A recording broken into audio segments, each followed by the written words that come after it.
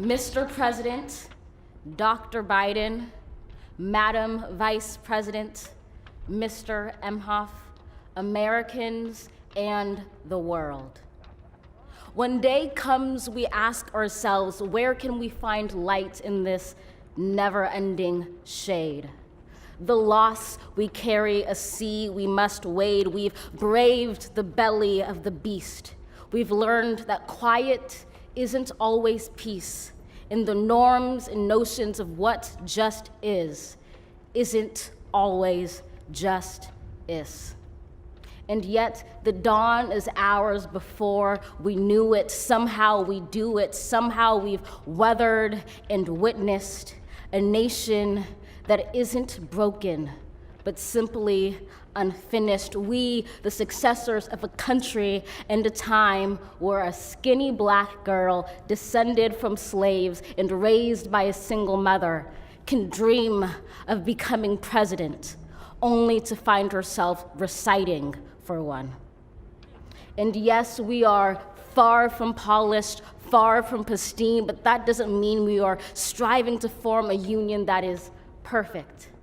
We are striving to forge our union with purpose, to compose a country committed to all cultures, colors, characters, and conditions of man.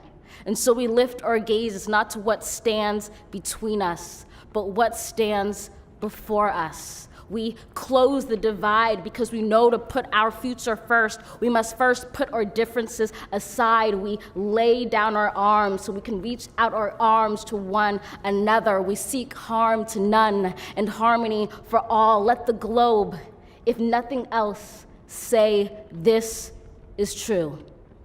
That even as we grieved, we grew, that even as we hurt, we hoped, that even as we tired, we tried, that we'll forever be tied together, victorious, not because we will never again know defeat, but because we will never again sow division.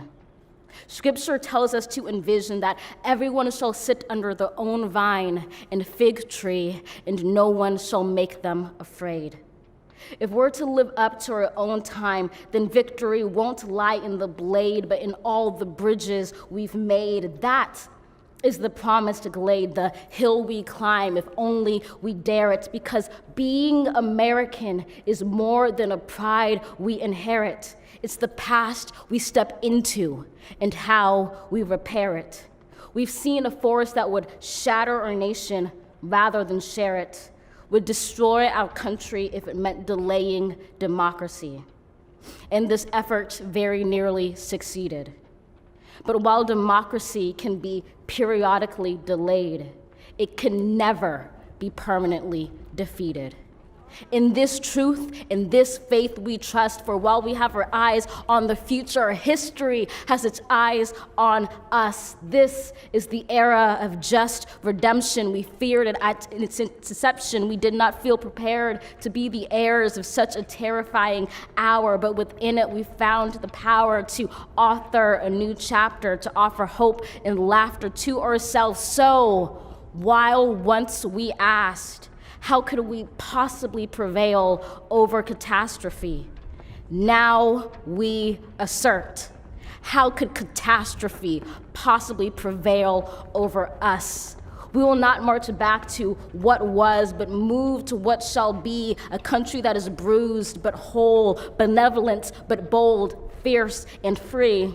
We will not be turned around or interrupted by intimidation, because we know our inaction and inertia will be the inheritance of the next generation. Our blunders become their burdens, but one thing is certain.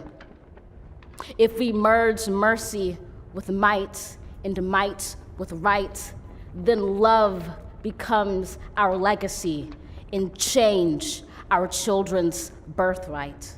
So let us leave behind a country better than the one we were left. With every breath from my bronze-pounded chest, we will raise this wounded world into a wondrous one. We will rise from the gold-limbed hills of the West. We will rise from the wind-swept Northeast, where our forefathers first realized revolution. We will rise from the lake-rimmed cities of the Midwestern states. We will rise from the sun-baked South. We will rebuild, reconcile, and recover in every known nook of our nation, in every corner called our country. Our people, diverse and beautiful, will emerge battered and beautiful. When day comes, we step out of the shade, aflame and unafraid. The new dawn blooms as we free it. For there is always light, if only we're brave enough to see it, if only we're brave enough to be it.